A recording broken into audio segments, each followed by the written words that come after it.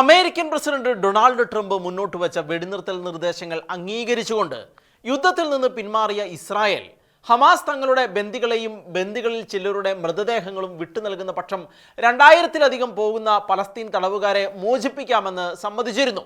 പറഞ്ഞ വാക്ക് പാലിച്ച് സൈന്യത്തെ പിൻവലിച്ച് ആക്രമണം നിർത്തിവെച്ചുകൊണ്ട് ഇസ്രായേൽ മാന്യത കാട്ടിയെങ്കിലും ഹമാസ് എന്ന അധമക്കൂട്ടം മൃതദേഹങ്ങൾ വിട്ടുകൊടുക്കുന്നതിൽ കാട്ടിക്കൊണ്ടിരിക്കുന്നത് കടുത്ത വീഴ്ചയും ഗുരുതരമായ അനാസ്ഥയുമായിരുന്നു.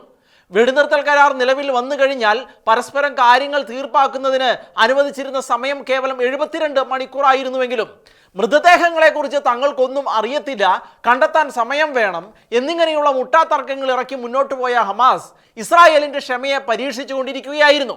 എന്നാൽ ഇനിയും വിട്ടുകൊടുക്കാനുള്ള 13 മൃതദേഹങ്ങളിൽ 10 എവിടെയാണെന്നുള്ളതെന്ന് തങ്ങൾക്ക് അറിയില്ല എന്ന് പ്രഖ്യാപിച്ചുകൊണ്ട് ഇസ്രായേൽ രംഗത്ത് വന്നതോടെ ഒരെണ്ണം കൂടി ഹമാസ് വിട്ടുകൊടുക്കുകയായിരുന്നു. ഇതിനിടയിൽ ഹമാസിന്റെ ആക്രമണത്തിൽ 2 ഇസ്രായേൽ പട്ടാളക്കാർ കൊല്ലപ്പെട്ടതിനാൽ അതിശക്തമായ തിരിച്ചടി നൽകാനും പലസ്തീൻ ജിഹാദി ഭീകരന്മാരെ കൂട്ടക്കുരുതി നടത്താനും ഇസ്രായേൽ മടിച്ചില്ല. പലസ്തീനിലെ ആഭ്യന്തര പ്രശ്നങ്ങൾ പരിഹരിക്കുവാനുള്ള അനുവാദം ട്രംപ് ഹമാസിന് നൽകിയെന്നും അതിനാൽ ഹമാസുമായി ട്രംപ് ധാരണയിലാണെന്നുമൊക്കെയായിരുന്നു ഇസ്ലാമിക് പൊളിറ്റീഷ്യന്മാരുടെ ഗീർവാണം. എന്നാൽ പലസ്തീൻ ജിഹാദികളെ കരുണയില്ലാതെ ഇസ്രായേൽ കൈകാര്യം ചെയ്തത് കരാർ ലംഘനമാണെന്ന് പറഞ്ഞുകൊണ്ടുവന്ന ഹമാസിനോട് കരാറൊക്കെ അവിടെ കിടക്കും, എന്നാൽ തങ്ങളുടെ സുരക്ഷ ഉറപ്പാക്കാൻ ഏത് നടപടി കൈക്കൊള്ളാനും ഇസ്രായേലിന് അവകാശമുണ്ടെന്ന് വ്യക്തമാക്കി ട്രംപ് രംഗത്ത് വന്നതോടെ ആവേശ കമ്മിറ്റിക്കാർക്ക് അടക്കമായി. എന്നാൽ കനത്ത പണി പുറകെ വരുന്നുണ്ടെന്നുള്ള സൂചന മനസ്സിലാക്കാൻ ഭീകരവാദികൾക്ക് ബുദ്ധി പോയില്ല. കാര്യങ്ങൾ അങ്ങോട്ട് എത്തിയിരിക്കുകയാണ് ഇപ്പോൾ. ഹമാസിന്റെ നിരായുധീകരണം, മൃതദേഹങ്ങളുടെ തിരിച്ചേൽപ്പിക്കൽ തുടങ്ങിയ സുപ്രധാന വെടിനിർത്തൽ പോയിന്റുകൾ ലംഘിച്ചതിൽ കുപിതരായ ഇസ്രായേൽ തിരിച്ചടിക്ക് ഊഴം കാത്തിരിക്കുമ്പോഴാണ് ഗസയിലെ കുട്ടി ഭീകരന്മാർ ഇസ്രായേലിന് നേരെ ആക്രമണം അഴിച്ചുവിട്ടത്.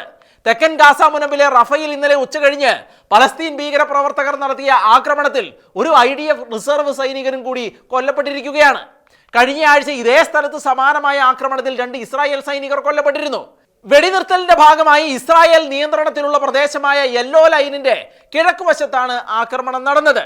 ഇതുകൂടാതെയാണ് മൃതദേഹങ്ങൾ കൈമാറുന്നതുമായി ബന്ധപ്പെട്ട ഹമാസിന്റെ നാടകങ്ങൾ അരങ്ങേറുന്നത്.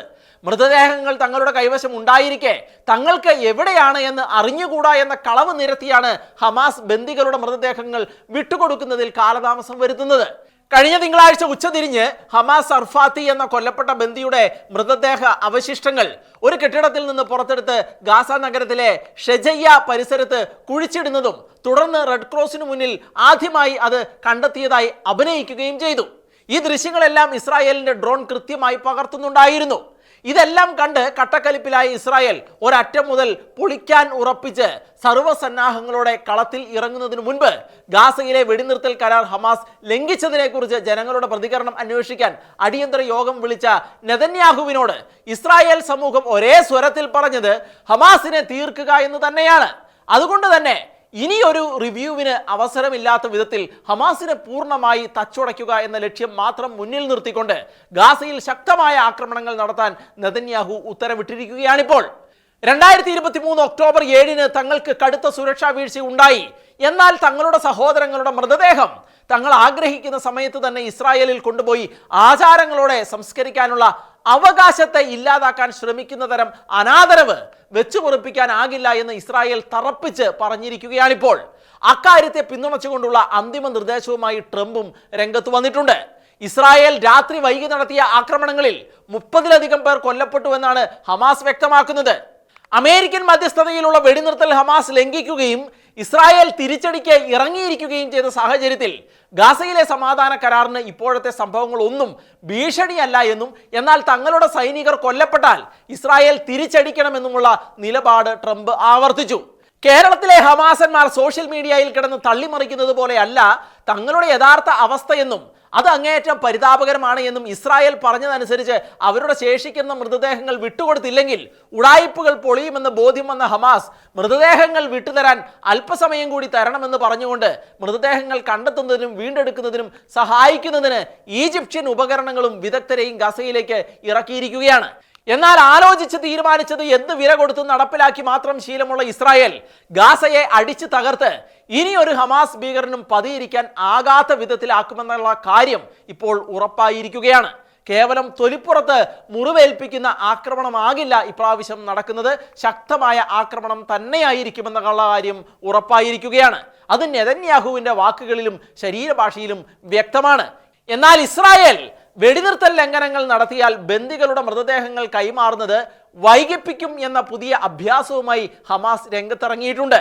ബന്ദികളാക്കപ്പെട്ട 2 പേരുടെ മൃതദേഹങ്ങൾ ഇന്ന് കണ്ടെത്താൻ കഴിഞ്ഞതായും തെക്കൻ ഗാസയിലെ ഒരു തുരങ്കത്തിൽ ഒരു ബന്ദിയുടെ മൃതദേഹം കണ്ടെത്തിയതായും ഹമാസ് അറിയിച്ചുവെങ്കിലും ഇസ്രായേൽ വെടിനിർത്തൽ കരാർ ലംഘിച്ചതിനാൽ മൃതദേഹങ്ങൾ തൽക്കാലം കൈമാറില്ല എന്നാണ് ഹമാസിന്റെ വാദം.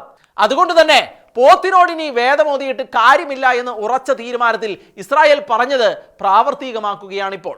ഗാസയുടെ തെക്കൻ നഗരമായ റഫയിലേക്ക് ഇരച്ചിറങ്ങിയ ഇസ്രായേൽ സൈനിക നടപടി ആരംഭിച്ചിരിക്കുകയാണ്.